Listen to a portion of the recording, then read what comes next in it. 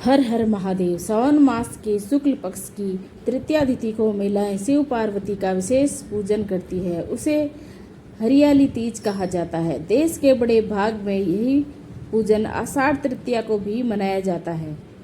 उसे हरितालिका तीज कहते हैं। दोनों का पूजन एक जैसा होता है, अतः कथा भी एक जैसी ही है।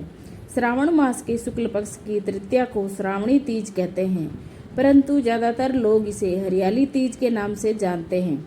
यह त्योहार मुख्य रूप से उत्तर भारत में मनाया जाता है। इस दिन स्त्रियां माता पार्वती जी और भगवान शिव की पूजा करती है। इस दिन महिलाएं निर्जला व्रत रखती है। इस व्रत को करवा चौथ से भी कठिन बताया जाता है। इस दिन महिलाएं पूरा दिन बिना भोजन जल के दिन व्यतीत करती है तथा दूसरे दिन सुबह स्नान और पूजा के बाद व्रत पूरा करके भोजन ग्रहण करती है। इसी वजह से इस व्रत को करवा चौथ से भी कठिन माना गया है। अब आपको सुना रही हूँ हरियाली तीज की व्रत कथा। शिव जी ने पार्वती जी को उनके पूर्व जन्म का स्मरण कराने के लिए तीज की कथा सुनाई थी। शिव जी कहते हैं, हे पार्वती, तुमने हिमालय पर मुझे वर के रूप में पाने के लिए घोर तप किया था। अन्न जल त्यागा, पत्ते खाए, सर्दी गर्मी बरसात में कष्ट सहे। तुम्हारे पिता दुखी थे। नारद जी ने तुम्हारे घर पधारे और कहा, मैं विष्णु जी के भेजने पर आया हूँ। वह आपकी कन्या से प्रसन्न होकर विवाह करना चाहते हैं। अपनी राय बताएं। पर्वतराज प्रसन्नता से तुम्हारा विवाह विष्णु जी से करने को तैयार हो गए।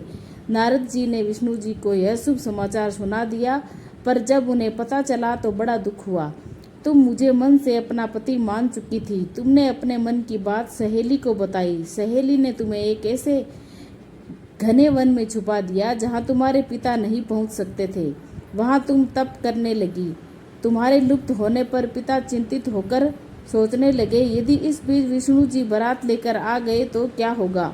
शिव जी के आगे पार्वती जी ने कहा, तुम्हारे पिता ने तुम्हारी खोज में धरती पाताल एक कर दिया, पर तुम न मिली। तुम गुफा में रेत से शिवलिंग बनाकर मेरी आराधना में लीन थी।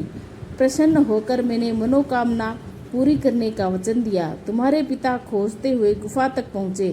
तुमने बताया कि अधिकांश जीवन शिव जी को पति रूप में पाने के लिए तप में बिताया है। आज तप सफल रहा।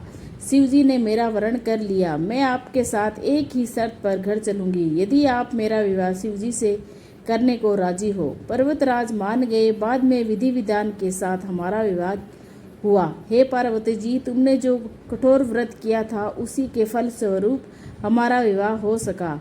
इस व्रत को निष्ठा से करने वाली स्त्री को मैं मनवांछित फल देता हूँ। उसे तुम जैसा अचल सुहाग का वरदान प्राप्त हो। सावन महीने के शुक्ल पक्ष की तृतीया तिथि को कहीं कजली तीज तो कहीं हरियाली तीज के नाम से जाना जाता है। भविष्य पुराण में देवी पार्वती बताती है कि तृतीया तिथि को व्रत उन्होंने बनाया है जिससे स्त्रियों का स्वाग और सौभाग्य की प्राप्ति होती है। सावन महीने में तृतीया तिथि को 100 वर्ष की तपस्या के बाद देवी पार्वती ने भगवान शिव को पति के रूप में पाने का वरदान प्राप्त किया था। हरियाली तीज की पूजा विधि। हरियाली तीज के दिन विवाहित स्त्रियां अपने पति की दीर्घायु के लिए व्रत रखती है। इस दिन स्त्रियों के मायके से श्रृंगार का सामान और मिठाइयाँ उनके ससुराल भेजी जाती है।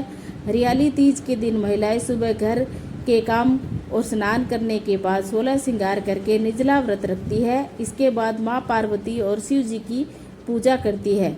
पूजा के अंत में तीज की कथा सुनी जाती है। कथा के समापन पर महिलाएं माँ गौरी से पति की लंबी उम्र की कामना करती है। इसके बाद घर में उत्सव मनाया जाता है और भजन व लोक नृत्य किए जाते हैं। इस दिन हरे वस्त्र, हरी चुनरी, हरा लहरिया, हरा श्रृंगार, मेहंदी, झूला झूलने का भी रिवाज है। बोलो तीज माता की जय।